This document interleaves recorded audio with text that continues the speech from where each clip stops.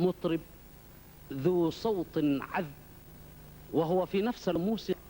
هذه الأغنية من تلحين الفنان الصومالي الكبير، وهو أيضا فنان قومي لأنه غنى للقضايا العربية والفلسطينية والإريترية والصومالية. الفنان آدم سمنتر في إحدى أغانيه أو في إحدى روائعه الغنائية أغنية لو قدر لك أن تسافر إلى الخارج ثم صادفك حب فماذا تصنع؟ يا إلهي ما أصعب هذا.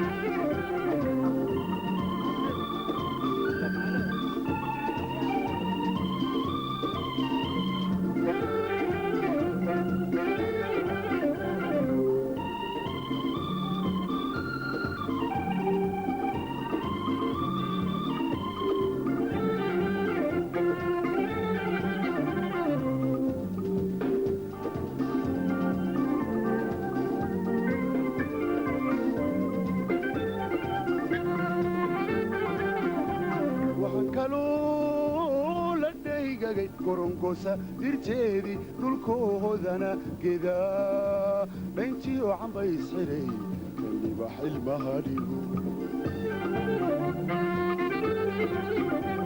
waxaan kaloo la dhaygagay gorongosa dirteedii dhulkoodana gedaa dhayntiyo cambays xidhay libax ilmaha dhigo anigoo ku dhuuntu iga soo dhex saare dhaiisu furana madhal owliyaadba madhal owliyaadba madhal owliyaadba